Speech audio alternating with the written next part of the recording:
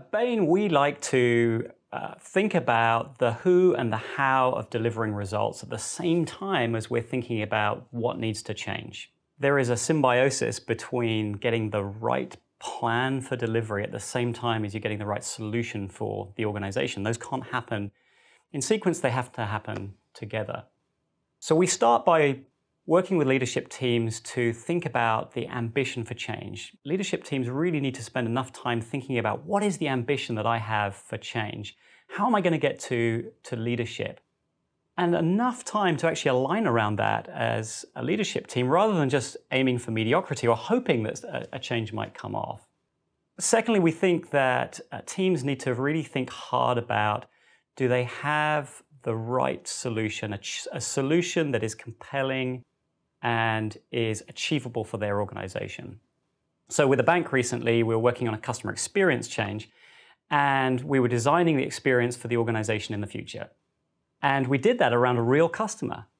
And we've designed an experience which is with that real customer in it that allows the front line to really empathize with a customer and to understand what it's going to feel like for a customer in the future for that bank.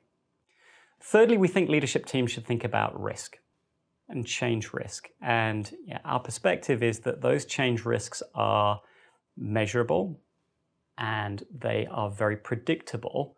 We have a tool with 15 risks that we can go through with the leadership team. And it allows them to assess where are the likely points of failure for our organization, given our situation, as we roll out this change, and how do we mitigate against those points of failure? So for instance, we might have a leadership team feel like they need to spend more time on actually painting a picture of the vision of the change and being able to articulate that very crisply for the organization so they get where they're going. The leadership team may want to spend more time thinking about, do we have the right people in place to actually lead the change? Have we got the right sponsors all the way to the front line to make a change happen? If there's weaknesses in that sponsorship and that spine to the front line, then we've got to think about, do we need to change people? Or do we need to help people deliver change and understand how to deliver change and their responsibilities in doing that? We might need to put in place delivery enablers, like a results delivery office, to actually get the right value, process, and people elements of the change monitored, tracked, and delivered. We might need to think about organization change. How do you change organization structures to actually adapt the organization to make the change sustainable? And then there's behavior change. Organizations don't change until people do.